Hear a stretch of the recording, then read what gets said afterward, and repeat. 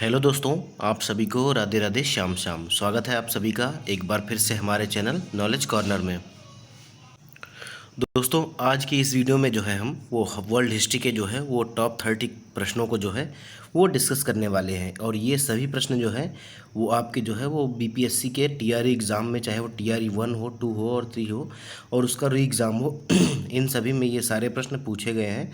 तो आप लोग वीडियो को स्किप मत करिएगा, वीडियो को पूरा देखिएगा। इससे पहले हमारे जो है वो वर्ल्ड हिस्ट्री की जो है 2 क्लासेज हो चुकी हैं। अगर आप लोगों ने नहीं देखी हैं तो आप लोग उसको ज़रूर देखिएगा। और सारे क्वेश्चन आपके जो है काफ़ी ज़्यादा इम्पॉर्टेंट हैं और आपके एग्ज़ाम में जो है आए हुए हैं। तो यहीं से क्वेश्चन बनेंगे थोड़ा सा लैंग्वेज चेंज करके आपसे पूछा जाएगा, ठीक है। तो आप लोग जो है वो क्वेश्चन को बहुत ध्यान से पढ़िएगा और जो मैं बता रहा हूँ उसको भी ध्यान से पढ़िएगा। अगर आप लोग नोट्स बनाना चाहते हैं तो आप लोग नोट्स भी बनाते चलिएगा साथ में। और जो है लास्ट में आप बताइएगा कि आपके 30 प्रश्नों में से कितने प्रश्न जो है वो सही हो रहे हैं, ठीक है। इसके अलावा अगर आप लोग हमारे चैनल पर अभी नए हैं और चैनल को सब्सक्राइब नहीं किया है तो चैनल को सब्सक्राइब करके बेल आइकन को प्रेस कर लीजिए, ताकि जब भी वीडियो अपलोड हो तो सबसे पहले आपको नोटिफिकेशन मिल जाया करे। हमारे चैनल पर आपको history, geography, polity, EVS, science सभी सब्जेक्ट की क्लासेज आपको देखने को मिल जाएंगी। तो आप हमारे चैनल की प्लेलिस्ट को आप चेक कर सकते हैं। और आप हमारे वीडियो के डिस्क्रिप्शन में जाके सभी प्लेलिस्ट को चेक कर सकते हैं और आप उन सभी वीडियोज़ को देख सकते हैं। सारे के सारे आपके घटना चक्र के हैं जो प्रश्न हमने करवाए हुए हैं घटना चक्र के हैं, और टीचिंग परीक्षा की बुक से हैं, और जो है इम्पोर्टेंट क्वेश्चन भी हमने अलग से भी कवर कराए हुए हैं। तो वो आप लोग ज़रूर देखिएगा। और मैं क्या कर रहा हूँ, धीरे धीरे आपको जो है ये एनसीईआरटी से संबंधित प्रश्न भी आपको करवाने वाला हूँ। तो आप लोग जो है वो अपना प्यार और सपोर्ट बनाए रखिएगा। आगे चल के हम आपको सारे क्वेश्चन करवा देंगे। तो हमारा सेशन का पहला सवाल है, कह रहा है कि क्वेश्चन नंबर 31 है।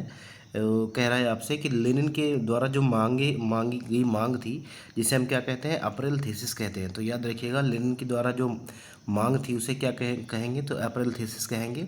ये भी याद रखिएगा, आपसे कभी कभी क्वेश्चन पूछ लेता है कि लेनिन के द्वारा जो 3 मांगे जो है वो रूसी क्रांति में जो है मांगी गई थी, ठीक है। तो वो आपका उन्हें क्या कहा जाता है, ठीक है। तो उन्हें अप्रैल थीसिस कहा जाता है, याद रखिएगा। लेनिन का पूरा नाम क्या है, तो व्लादिमीर लेनिन है। और ये जो है बोल्शेविक पार्टी के नेता थे। ये कहाँ से संबंधित थे, तो रूस की क्रांति थे, ठीक है, रूस की क्रांति से संबंधित है। तो इनकी जो मांगे थी वो क्या थी, इन्होंने कहा था कि प्रथम विश्व युद्ध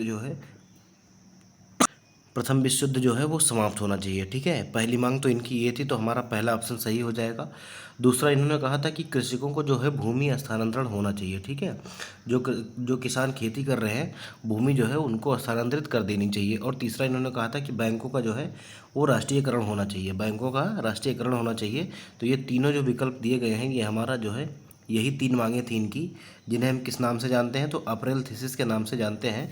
इसीलिए हमारा जो डी विकल्प है वो हमारा सही हो जाएगा। कौन सा विकल्प, विकल्प डी हमारा जो है वो सही हो जाएगा। हमारा अगला सवाल क्या है, देखिए अगला सवाल आपसे कह रहा है कि निम्न में से कौन सी जो है वो जो नेपोलियन का 1804 में नेपोलियनिक कोड आया था उससे संबंधित महत्वपूर्ण विशेषता है, ठीक है। अब आपसे 1 नंबर का सवाल यहाँ से बन सकता है कि जो नेपोलियनिक कोड आया था या नेपोलियन कोड आया था, ठीक है, वो कब आया था, तो ये आया था आपका 1804 में। ये चीज़ आप याद रखिएगा।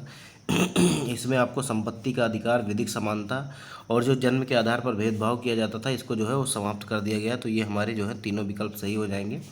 इसका डी विकल्प जो हमारा है वो सही हो जाएगा, ठीक है। उपयुक्त में से एक से अधिक जो है ये हमारा विकल्प सही हो जाएगा, ठीक। हमारा अगला सवाल कह रहा है कि सर्वप्रथम जो है वो छपाई तकनीक का विकास कहाँ हुआ था। तो ये सीधा सीधा आपकी एनसीईआरटी की लाइन है, ठीक है। ये सीईआरटी में भी आपके दिया गया है, क्लास 10 की जो है लास्ट चैप्टर में आपका दिया गया है ये। और इसका जो सही जवाब हो जाएगा उसमें ऐसा लिखा गया है कि सर्वप्रथम जो है छपाई की तकनीक जो है वो चीन, कोरिया और जापान में विकसित हुई थी। तो ये जो है तीनों ऑप्शन हमारा जो है वो सही हो जाएगा, ठीक है। तीनों ऑप्शन हमारा सही हो जाएगा, इसीलिए हमारा डी विकल्प जो है सही हो जाएगा। बहुत लोग आपको ये बताएंगे कि केवल चीन में हुई थी, लेकिन ऐसा नहीं है। लाइन में आपको लिखा हुआ है, मैं आपको दिखा भी दूंगा।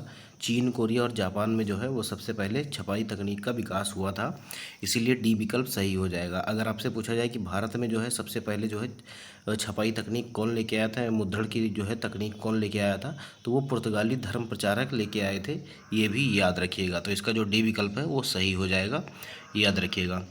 अब देखिए कह रहा है कि यंग इटली नामक संस्था जो है ये किसने शुरू की थी, तो ये जो है संस्था किसकी थी, तो ये आपकी मेजनी की थी। ठीक है, मेजनी की थी, याद रखिएगा। यंग इटली, यंग यूरोप, इन सभी ये सब संस्था जो थी वो मेजनी की थी, याद रखिएगा। ए विकल्प इसका जो है वो सही हो जाएगा। कौन सा विकल्प, विकल्प ए हमारा जो है वो सही हो जाएगा। हमारा अगला सवाल क्या कह रहा है कि राष्ट्र संघ के दायित्वों को निभाने के लिए, ठीक है, किस पैक्ट में विभिन्न देशों ने जो है मिलकर यह घोषित किया कि युद्ध को जो है वो राष्ट्रीय नीति का उपकरण न बनाया जाए। अब ये देखिए, ये आपका, तो इन्होंने ऐसा कहा था कि युद्ध को जो है वो राष्ट्रीय नीति का उपकरण न बनाया जाए। तो ये कौन से समझौते में कहा था या कौन से पैक्ट में कहा था, ये आपको बताना है। और राष्ट्र संघ का मतलब क्या होता है, तो लीग ऑफ नेशंस। ठीक है, लीग ऑफ नेशंस याद रखिएगा। जब पहला विश्व युद्ध हुआ था उसके बाद जो है वो लीग ऑफ नेशंस का निर्माण किया गया था, लेकिन लीग ऑफ नेशंस का अमेरिका जो है वो कभी सदस्य नहीं बना था।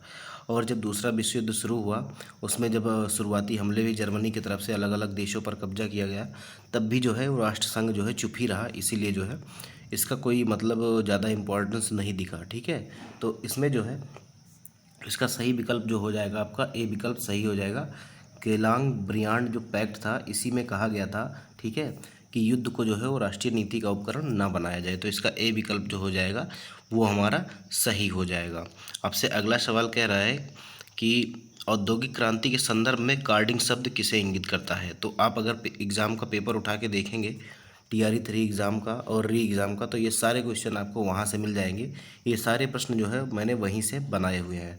ठीक है, तो इसका जो सही जवाब हो जाएगा, कार्डिंग का मतलब क्या होता है, कार्डिंग का मतलब होता है उस प्रक्रिया का, ठीक है, उस प्रक्रिया जिसमें जो है कपास या ऊन की कताई की जाती है। ठीक है, कपास या ऊन की कताई जो है की जाती है उसे हम क्या कहते हैं, तो उसे हम कार्डिंग कहते हैं, याद रखिएगा। तो इसका जो है बी विकल्प जो है वो सही हो जाएगा। ठीक है, बी विकल्प सही हो जाएगा। अगला सवाल कह रहा है, ठीक है, कह रहा है कि संयुक्त राष्ट्र संघ, देखिए ये यूनाइटेड नेशन ऑर्गेनाइजेशन है, एक आपका लीग ऑफ नेशंस अलग था। ठीक है, तो आपसे कह रहा है कि यूएनओ के संविधान चार्टर में जो है कुल कितने अनुच्छेद तथा अध्याय हैं। ठीक है, तो कितने अनुच्छेद अध्याय हैं ये आपको बताना है। तो इसका जो सही विकल्प हो जाएगा हमारा विकल्प बी जो है वो सही हो जाएगा। 111 जो आर्टिकल हैं, ठीक है, 111 आर्टिकल और 19 अध्याय में जो है इसे विभाजित किया गया है। किसे, तो संयुक्त राष्ट्र का जो संविधान है इसे, चार्टर का। ठीक है, याद रखिएगा इस चार्टर को जो है वो 111 आर्टिकल में और 19 चैप्टर में जो है वो विभाजित किया गया है। तो इसका जो बी विकल्प है वो हमारा सही हो जाएगा। हमारा अगला सवाल क्या कह रहा है, देखिए कह रहा है ब्रिटेन वुड्स सम्मेलन का जो है मुख्य उद्देश्य क्या था। तो ब्रिटेन वुड्स सम्मेलन का मुख्य उद्देश्य क्या था ये आपको बताना है। ठीक है, अब कह रहा है कि औद्योगिक विश्व में जो है आर्थिक स्थिरता एवं पूर्ण रोजगार, ठीक है, यह आपका विश्व व्यापार संगठन के माध्यम से वैश्विक आर्थिक स्थिरता लाना या द्वितीय विश्व युद्ध से उपजी आर्थिक मंदी को कम करना। तो इसका जो सही जवाब हो जाएगा हमारा वो क्या हो जाएगा, ये आपका कब हुआ था। सबसे पहले तो ये जानना है कि ब्रिटेन वुड्स सम्मेलन कब हुआ था। तो ये 1944-45 में हुआ था, जब आपका द्वितीय विश्व युद्ध समाप्त हुआ था उसी टाइम पर ये हुआ था। और जो जो हालात जो है द्वितीय विश्व युद्ध के बाद में बने थे उन्हीं को जो है समाप्त करने के लिए आपका ब्रिटेन वुड्स सम्मेलन जो है वो बनाया गया था या बुलाया गया था। ठीक है, तो इसका जो सही जवाब हो जाएगा हमारा वो हमारा डी विकल्प सही हो जाएगा। ये तीनों ही इनका उद्देश्य था, स्थिरता लाने का प्रयास किया जा रहा था। ठीक है, तो इसीलिए हमारा डी विकल्प उपयुक्त में से एक से अधिक जो है वो सही हो जाएगा। हमारा अगला सवाल क्या कह रहा है, देखिए भौगोलिक खोजों के क्या परिणाम थे। ठीक है, आपसे कह रहा है कि भौगोलिक खोजों के क्या परिणाम थे, क्या वो वाणिज्य व्यापार पर, देखिए व्यापार लिखना था यहाँ पे मैंने व्यापार, थोड़ा सा गलती हो गई है तो इसको सही कर लीजिएगा। व्यापार वाणिज्य पर प्रभाव या दास व्यापार का विकास या ईसाई धर्म का प्रचार प्रसार, उपयुक्त में से एक से अधिक या उपयुक्त में से कोई नहीं। तो इसका जो सही जवाब हो जाएगा इसका डी विकल्प जो है वो सही हो जाएगा। ठीक है, डी विकल्प सही हो जाएगा। ये आपकी SCERT की लाइन मैंने लगा के रखी है, आप देख लीजिए।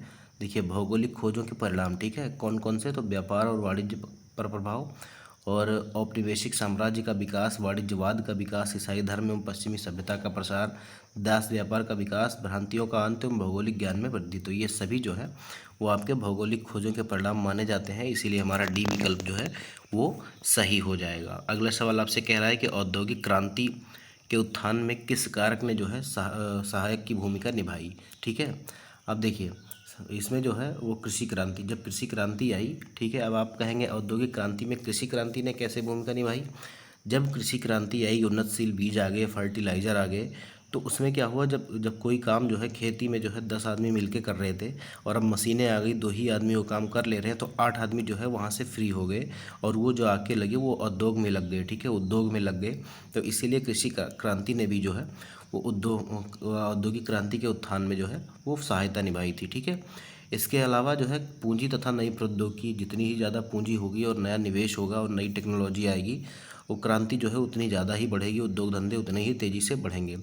इसके अलावा जो व्यापार प्रतिबंधों की समाप्ति, गिल्ड जो व्यापारिक संघ थे, इन्हीं का जो है वर्चस्व था, और जब इनको ख़त्म कर दिया गया तो नए नए व्यापारी भी अपने जो है व्यापार में रुचि लेने लगे। और व्यापार प्रतिबंध जब समाप्त कर दिए गए तो इंटरनेशनल व्यापार जो है वो काफ़ी ज़्यादा, इंटरनेशनल ट्रेड भी बढ़ गया। तो ये जो है वो औद्योगिक क्रांति के कारण थे। तो इसका जो डी विकल्प होगा हमारा, ठीक है, उपयुक्त में से एक से अधिक, वो जो है सही हो जाएगा। उम्मीद है कि आप लोग समझ गए होंगे, मैंने आपको समझाने का पूरा प्रयास किया है। तो वीडियो में आगे बढ़ने से पहले दोस्तों मैं आप सभी से कहना चाहूँगा कि अगर आप लोगों ने अभी तक वीडियो को लाइक नहीं किया है तो लाइक कर दीजिए और चैनल को जो है वो सब्सक्राइब करके वीडियो को ज़्यादा से ज़्यादा शेयर कर दीजिए। हमारा अगला सवाल क्या कह रहा है कि इनमें से कौन जो है अंतर्राष्ट्रीय न्यायालय में प्रथम जो है भारतीय न्यायाधीश था, ठीक है। अंतर्राष्ट्रीय न्यायालय में जो है, जो इंटरनेशनल कोर्ट ऑफ जस्टिस है, वहाँ पे जो है आपका जो है पहला भारतीय न्यायाधीश कौन था, ये आपको बताना है। तो पहला भारतीय न्यायाधीश कौन था, तो इसका जवाब जो हो जाएगा वो हमारा हो जाएगा BN राव, ठीक है। BN राव जो थे वो पहले भारतीय नागरिक थे। कहाँ पे, तो आपका अंतर्राष्ट्रीय न्यायालय में, ठीक है। तो इसका जो सही जवाब हो जाएगा आपका क्या हो जाएगा, तो आपका जो है, तो BN राव जो थे वो पहले भारतीय न्यायाधीश थे। कहाँ पे, अंतर्राष्ट्रीय न्यायालय में। तो बी विकल्प हमारा सही हो जाएगा, ठीक है।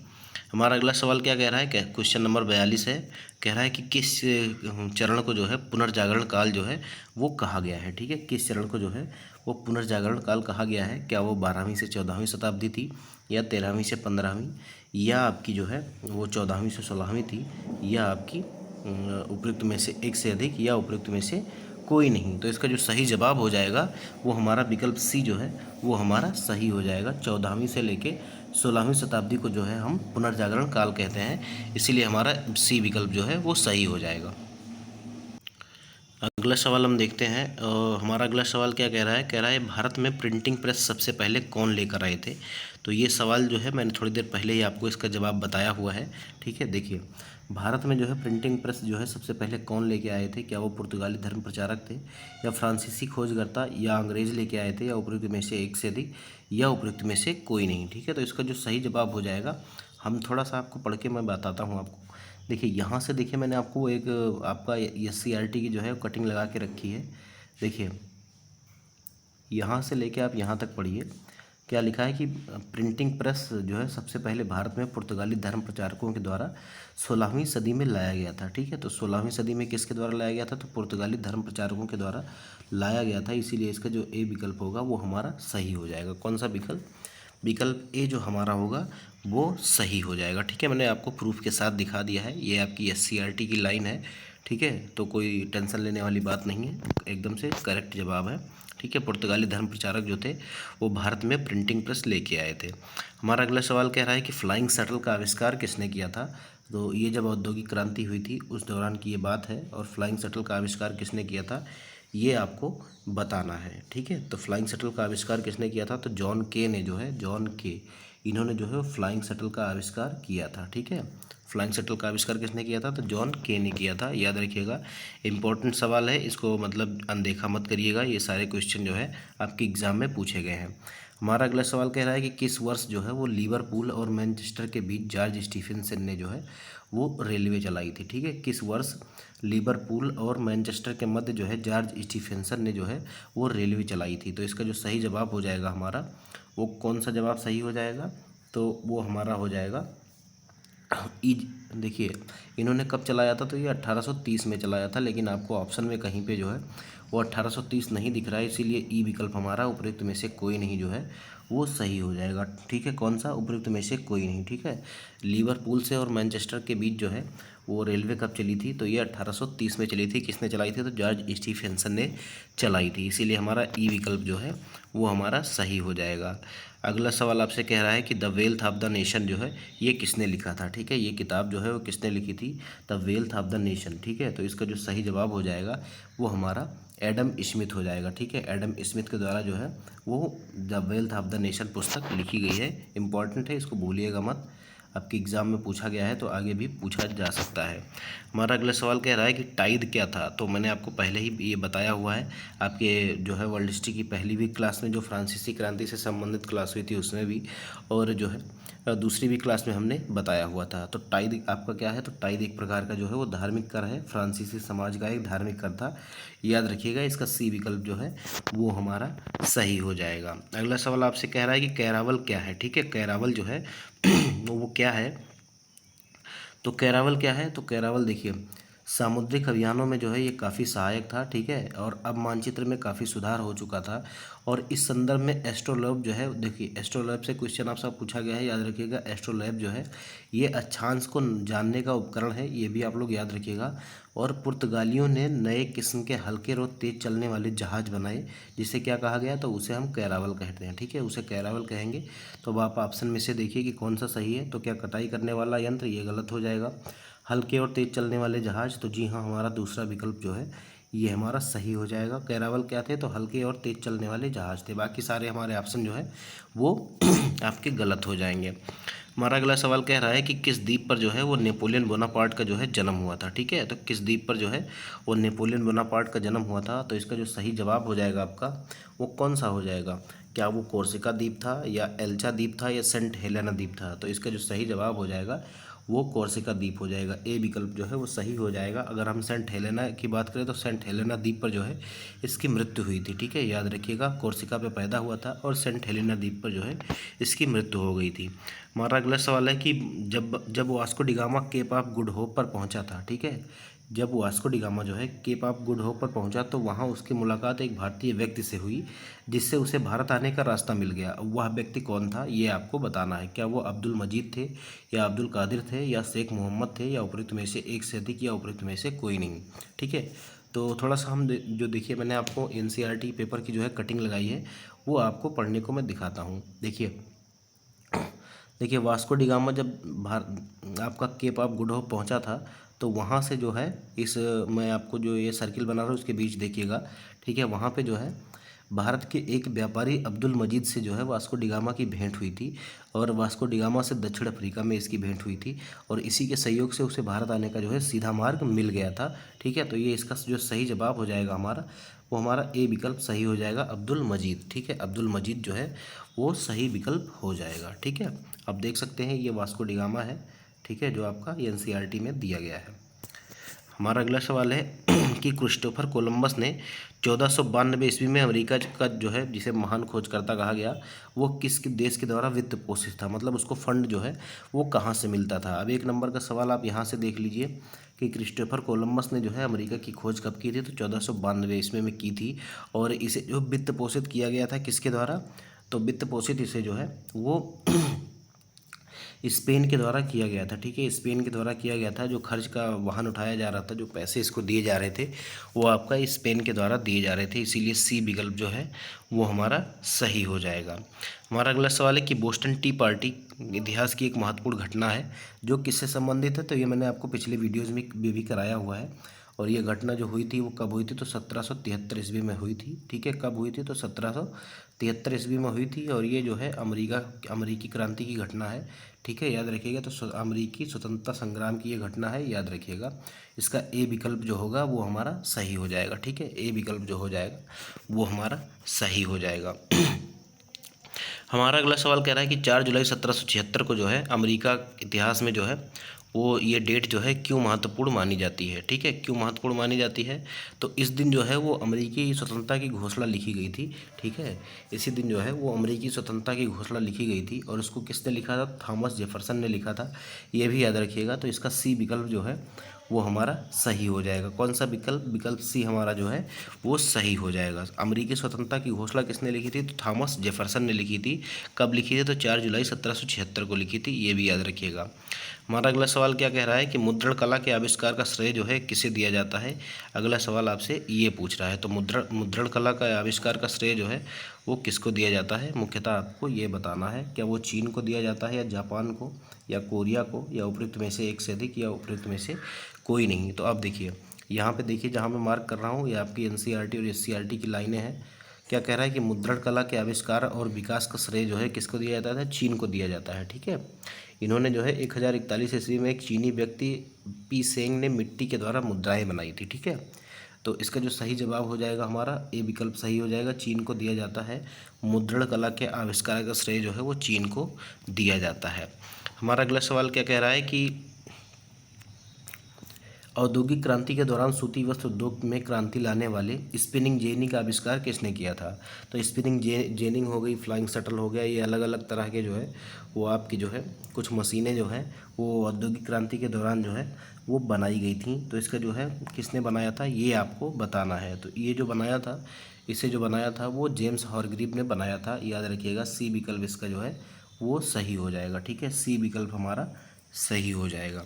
अगला सवाल आपसे क्या कह रहा है कि भौगोलिक खोजों को प्रोत्साहन देने में किसने महत्वपूर्ण भूमिका निभाई। ठीक है, भौगोलिक खोजों को जो है प्रोत्साहन देने में किसने जो है वो महत्वपूर्ण भूमिका निभाई। तो आपका पहला ऑप्शन है हेनरी द नेविगेटर। इसके अलावा आपसे कह रहा है महारानी इसाबेला या मैगलन या उपयुक्त में से एक से अधिक या उपयुक्त में से कोई नहीं। तो देखिए आपका मैं थोड़ा सा दिखा देता हूँ। देखिए भौगोलिक खोजों को प्रोत्साहन देने में विभिन्न यूरोपीय देशों के शासकों ने भी महत्वपूर्ण भूमिका निभाई, जिसमें पुर्तगाल के राजकुमार हेनरी द नेविगेटर और स्पेन की महारानी इसाबेला प्रमुख थीं। तो यहाँ पे आपको पहला ऑप्शन भी सही हो जाएगा और दूसरा ऑप्शन भी सही हो जाएगा, इसीलिए हमारा डी विकल्प जो है उपयुक्त में से एक से अधिक जो है वो सही हो जाएगा। ठीक है, आपका डी विकल्प जो है वो सही हो जाएगा। देखिए जर्मनी के एकीकरण के बाद जो है बिस्मार्क जर्मनी के एकीकरण का वास्तुकार कौन था जो रक्त और लोह की नीति पर जो है वो विश्वास करता था। तो मैंने आपको जो है वो जल्दबाजी में आपको आंसर भी बता दिया, उम्मीद है कि आप लोग जो है वो एक बार सुन लिए होंगे तो आपको याद होगा। तो वो था ऑटो वन बिस्मार्क। ठीक है, ऑटो वन बिस्मार्क था।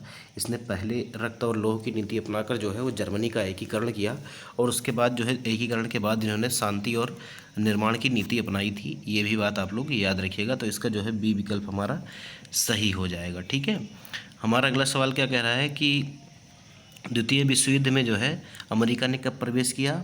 तो ये आप लोग याद रख लीजिए, नवंबर आपका 1941 में जो है अमेरिका ने प्रवेश किया। और आपसे पूछ रहा है कि अमेरिका के प्रवेश का जो है मुख्य कारण क्या था। क्या वो पोलैंड पर जर्मनी का आक्रमण था या बैटल ऑफ स्टालिनग्राद मतलब स्टालिनग्राद की जो लड़ाई थी वो थी, या सुडेटनलैंड पर जर्मनी का कब्जा था।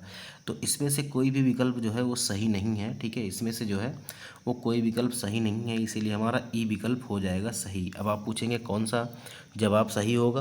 तो देखिए एक पर्ल हार्बर आपका जो है द्वीप था, वहाँ पर जो है जापानियों ने जो है वो आक्रमण करके अमेरिका का जो है एयरबेस ही उड़ा दिया था। ठीक है, एयरबेस उड़ा दिया था। तो इसीलिए जो है काफ़ी ज़्यादा अमेरिका को नुकसान हो गया था, इसीलिए अमेरिका ने जो है वो नवंबर 1941 में जो है द्वितीय विश्व युद्ध में प्रवेश किया था। और उसके पश्चात जो है कुछ दिनों के पश्चात जो है इन्होंने जापान पर जो है परमाणु बम गिराए थे, नागासाकी और हिरोशिमा पर। ये आपको याद ही होगा सभी को। तो इसका जो ई विकल्प है वो हमारा सही हो जाएगा। देखिए क्वेश्चन नंबर 59 है, कह रहा है कि जब मार्को पोलो ने चीन का दौरा किया था, देखिए यहाँ पे बीन लिख गया है, इसको चीन कर लीजिएगा। ठीक है, तो जब मार्को पोलो ने चीन का दौरा किया था तब वहाँ का शासक कौन था। ठीक है, तो वहाँ का शासक क्या आपका चंगेज़ खान था या कुनलई खान था या हलागू खान था या उपयुक्त में से एक से अधिक या उपयुक्त में से कोई नहीं। तो उसका जो सही जवाब हो जाएगा वो हमारा कुबलई खान था, ये याद रखिएगा। ठीक है, कुबलई खान था। बी विकल्प हमारा जो है वो सही हो जाएगा। हमारा अगला सवाल क्या कह रहा है, क्वेश्चन नंबर 60 जो है वो आपसे कह रहा है कि संयुक्त राज्य अमेरिका में पहली अंग्रेज बस्ती कौन सी थी। ठीक है, संयुक्त राज्य अमेरिका की जो है वो सबसे पहली अंग्रेजी बस्ती कौन सी थी। तो इसमें से आपका जो सही जवाब हो जाएगा, क्या वो जेम्स टाउन या चार्ल्स टाउन या बोस्टन। तो इसका जो सही जवाब हो जाएगा हमारा जेम्स टाउन। अगर जेम्स टाउन के अंदर की बात की जाए तो जेम्स टाउन में भी जो वर्जीनिया नामक नगर था वो जो है वो पहली बस्ती थी, याद रखिएगा। क्या नाम था उसका, तो वर्जीनिया था। ठीक है, वर्जीनिया याद रखिएगा, कभी कभी आपको जो है वो जेम्स टाउन नहीं देता, वर्जीनिया देता है। तो वर्जीनिया आप लोग याद रखिएगा, सबसे पहली बस्ती जो है 1607 ईस्वी में जो है वो बसाई गई थी, याद रखिएगा। उसका क्या नाम था, वर्जीनिया था, या वर्जीनिया ना दे तो आपका जेम्स टाउन था। ठीक है, कितने उपनिवेश थे पहले अंग्रेज़ों के जो है अमेरिका में, तो 13 उपनिवेश थे, और ये 13 उपनिवेश जो है वो मिलकर इन्होंने जो है स्वतंत्रता की प्राप्ति की एक समय के बाद, और इन्हीं उपनिवेशों के द्वारा जो है वो फिर से जो है वो अमेरिका का जो है निर्माण हुआ था, याद रखिएगा ये सारी बातें। तो आज के सेशन में दोस्तों इतने ही सवाल थे। उम्मीद है कि सेशन आपको पसंद आया होगा और अपने वीडियो को लाइक कर दिया होगा। कमेंट बॉक्स में कमेंट करके ज़रूर बताइएगा कि वीडियो आपको कैसे लगे और हमारे जो है प्रश्न आपको कैसे लगे। आप जब कमेंट बॉक्स में कमेंट करके थोड़ा सा आप बताएंगे कि आपको वीडियो कैसा लगा, तो हमारी भी जो है वो मोटिवेशन थोड़ा सा अब बढ़ जाएगी, और हम जो है अगली बार से जो है और अच्छे तरीके से आपको क्वेश्चन को आपको डिस्कशन करने में और नए नए क्वेश्चन लाने में ज़्यादा मदद हमको मिलेगी। तो उम्मीद है कि आप लोगों ने जो है वीडियो को लाइक कर दिया होगा, चैनल को जो है सब्सक्राइब कर दिया होगा, नहीं किया है तो कर दीजिए, और आप हमारे टेलीग्राम चैनल से भी जुड़ जाइए, जिसका लिंक आपको वीडियो के डिस्क्रिप्शन में मिल जाएगा। वहाँ पर आपको डेली क्लास की PDF मिल जाया करेगी। तो मिलते हैं अगले वीडियो में, तब तक के लिए धन्यवाद।